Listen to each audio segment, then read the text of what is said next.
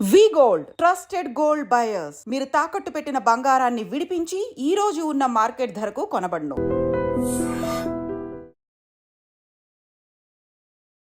Hi hello నమస్తే, welcome back to iter media. ఈరోజు మనతో ఉన్నారు amphi certified mutual fund distributor అయిన శ్రీనివాస్ రెడ్డి గారు. సార్తో మాట్లాడదాం ముఖ్యంగా గోల్డ్ సంబంధించిన లేటెస్ట్ అప్డేట్స్ అని.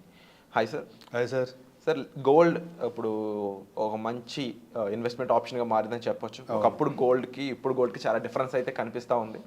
అండ్ ఈ కమోడిటీలో ఇన్వెస్ట్మెంట్ అయి ఉండొచ్చు, లేకపోతే ఈ కమోడిటీ ఫ్యూచర్ అయి ఉండొచ్చు. ఏ విధంగా ఉంటుందంటారు? విరాట్ గారు, మీరు మాట్లాడే గోల్డ్ గురించి, గోల్డ్కి ఇండియాలో ఉన్న ఎఫెక్షన్, ట్రెడిషనల్ ఎఫెక్షన్ అనేది ఒక 40 సంవత్సరాల క్రితం ఎలా ఉందో, 20 సంవత్సరాల క్రితం ఎలా ఉంది, వాళ్ళు కూడా అలాగే ఉంది. 2000 ఆ రోజుల్లో మాట్లాడుకుంటే 10 గ్రామ్స్ గోల్డ్ 4400కి వచ్చేది. ఆ రోజు ఎంత కాస్ట్లీన మెటల్, ఈరోజు కూడా అంతే కాస్ట్లీ మెటల్. ఈరోజు 80,000 ఉన్నా, ఆ రోజు 4,400 4,500 ఉన్నా, రెండు కూడా సేమ్ కాస్ట్. హిస్టారికల్గా చూసుకుంటే కనుక గోల్డ్ రిటర్న్స్ దగ్గర లాస్ట్ 25 ఇయర్స్ రిటర్న్ 12.6% ఉంది. 2000 నుంచి 2024 క్యాలెండర్ వరకు చూసుకుంటే 12.6 ఉంది. ఈ రిటర్న్స్, ఈ 12.6 అనే రిటర్న్ మనం ఎంతో బ్రహ్మాండంగా ఈక్విటీ మార్కెట్స్ రిటర్న్స్ ఇచ్చినాయి. ఈక్విటీ మార్కెట్స్ లాస్ట్ 40 ఇయర్స్లో 14% రిటర్న్ జనరేట్ చేసినాయి అని మనం మాట్లాడుకుంటున్న వాటి కంటే కూడా లాస్ట్ 25 ఇయర్స్లో నిఫ్టీ ఇచ్చిన రిటర్న్ కంటే కూడా గోల్డ్ ఇచ్చిన రిటర్నే ఎక్కువ. నిఫ్టీ హార్డ్లీ 11% చేంజ్ ఇస్తే గోల్డ్ వచ్చేవాడికి దగ్గర 12.6% రిటర్న్ ఇచ్చింది. రీసెంట్ టర్మ్స్లో మనం ఏమనుకుంటున్నామంటే ఇవాళ 85,000 దగ్గర ఉంది దగ్గర 10 గ్రాముల గోల్డ్. నెక్స్ట్ 1 lakh అయిపోయిందంట, 1,50,000 అయిపోయిందంట అని మనం మాట్లాడుకుంటున్నాం.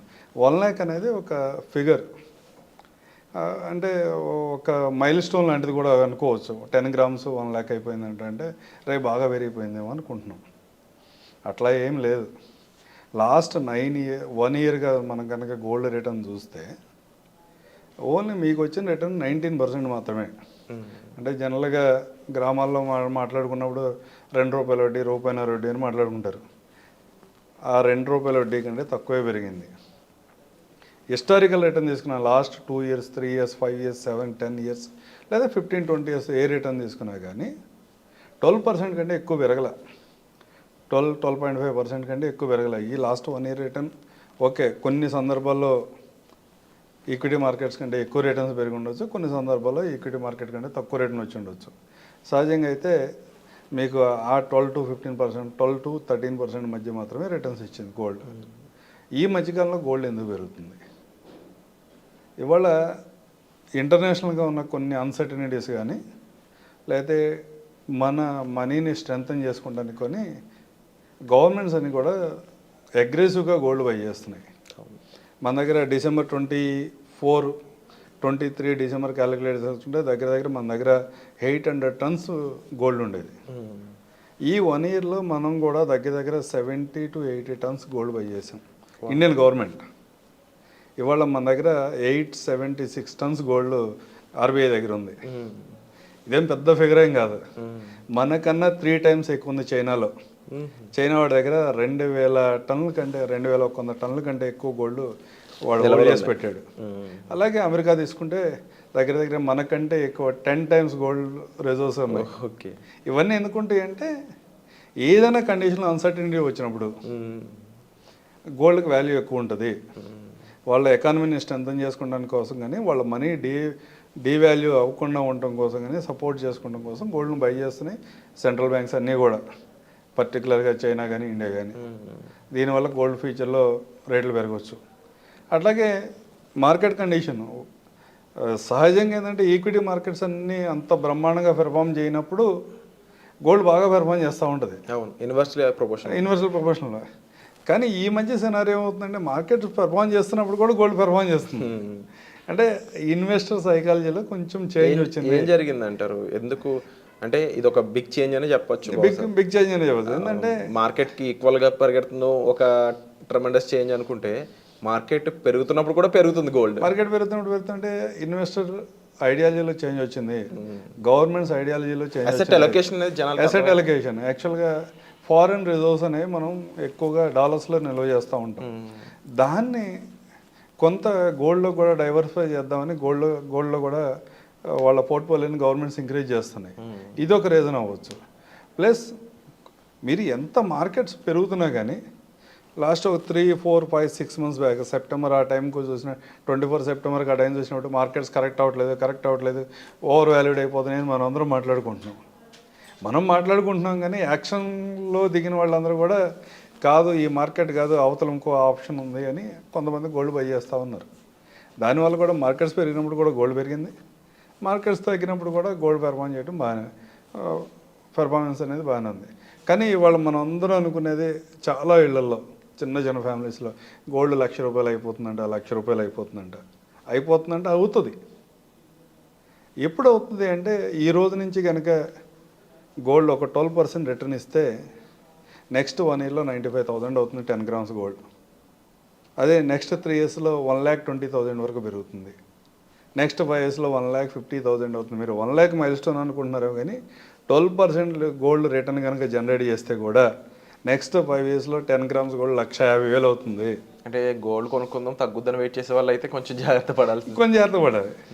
అంటే సింపుల్గా మనం 12% క్యాలిక్యులేట్ చేసుకున్నప్పుడే కొన్ని సందర్భాల్లో అబ్నార్మల్ రిటర్న్ కూడా వస్తుంది. ఒక్కోసారి 2 ఇయర్స్ 3 ఇయర్స్లోనే రిటర్న్స్ బాగా పెరుగుతాయి. ఇవన్నీ ఇంత పాజిటివ్గా మాట్లాడుతున్నారు కదా, గోల్డ్లో నెగిటివ్ ఎప్పుడు లేదా అని మీరు ఏమైనా అడిగితే 2012 నుంచి 2018 వరకు గోల్డ్లో నెగిటివ్ రిటర్నే కానీ పాజిటివ్ రిటర్న్ లేదు. ఇలాంటి సిచ్యువేషన్ మళ్ళీ వచ్చే ఛాన్స్ ఉంటుందిగా. మనం ఎక్స్పెక్ట్ చేయని సిచ్యువేషన్స్ కొన్ని వస్తాయి మార్కెట్లో, అలాంటి సిచ్యువేషన్ కూడా రావచ్చు. ఈ స్టేజ్లో మనం లాస్ట్ 1-2 ఇయర్స్గా బ్రహ్మాండంగా గోల్డ్ పెరిగింది. అవును, ఇంటర్నేషనల్గా కొంచెం ఆలోచన విధానం మారింది, లేకపోతే వేరే ఆప్షన్స్ ఏమైనా దొరికినాయి అనుకోండి, గోల్డ్ బయర్స్ తగ్గితే ఆటోమేటిక్గా అట్లాగే ఉంటుంది. 2012లో 31,000 ఉన్న గోల్డ్ 10 గ్రామ్స్ గోల్డ్ వాల్యూ 2018కి వచ్చేప్పటికి మళ్ళీ 31,000కి రీచ్ అవ్వగలిగింది.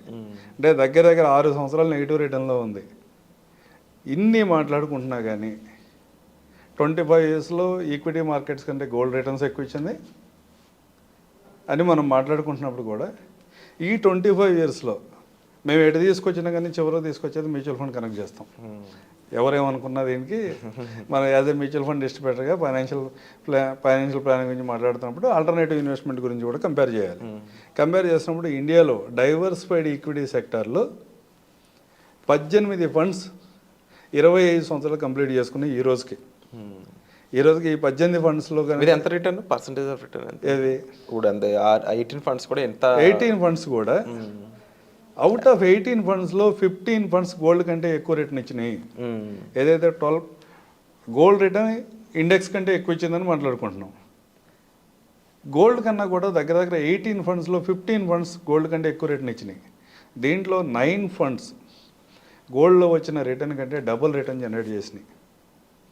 అంటే గోల్డ్ పెరుగుతుంది అని మనం ఎన్ని మాట్లాడుకున్నా గోల్డ్తో పాటు మిగతా అసెట్ క్లాసెస్ ఒక రకంగా సిల్వర్ గురించి మాట్లాడండి, ఈక్విటీ మార్కెట్స్ గురించి మాట్లాడండి, రియల్ ఎస్టేట్ గురించి మాట్లాడండి, ఇవన్నీ కూడా అదే విధంగా పెరుగుతున్నాయి. ఒక గోల్డే పెరగట్లేదు అనేది మనం ఏదైనా ఎవరికైనా సజెషన్ ఇస్తున్నప్పుడు లేకపోతే మనం పర్సనల్గా బై చేస్తున్నప్పుడు కూడా మన అవసరాన్ని తగ్గట్టుగా దీన్ని ప్లాన్ చేసుకోవాలి. తప్పకుండా ఒక మంచి పాయింట్ అయితే చెప్పారు శ్రీనివాస్ గారు. చాలా మందికి గోల్డ్ మీద ఎలా ఉంటుందంటే తగ్గినప్పుడు కొనుక్కుందాం అంటారు. బట్ తగ్గినప్పుడు అనేది ఇంకా ఉండకపోవచ్చు అనే సిచ్యువేషన్కి ఒక క్లారిటీ ఇచ్చారని చెప్పొచ్చు. But at the same time different situations కూడా ఛాన్సెస్ లేకపోలేదని చెప్పొచ్చు. సో వచ్చే ఎపిసోడ్లో మళ్ళీ కలుద్దామండి. చాలా క్లియర్ ఇన్ఫర్మేషన్ కోసం అయితే మీరు గోల్డ్ అప్డేట్స్ అనేవి చూస్తూ ఉండండి మన ఛానల్లో. ఇక మీకు స్పెసిఫిక్గా గోల్డ్ గురించి కొందామా లేదా, లేదంటే ఇన్వెస్ట్మెంట్ గురించి చేద్దామా లేదా అనే ఒక డౌట్ ఉన్నట్లయితే క్లారిటీ కోసం మీరు డిస్ప్లే నెంబర్స్ కాల్ చేసి శ్రీనివాస్ గారిని సంప్రదించినట్లయితే మీకు ఒక రైట్ గైడెన్స్ అయితే సార్ ఇవ్వడం జరుగుతుంది. సో వచ్చే ఎపిసోడ్లో మళ్ళీ కలుద్దాం. Thank you so much. Thank you Virat గారు.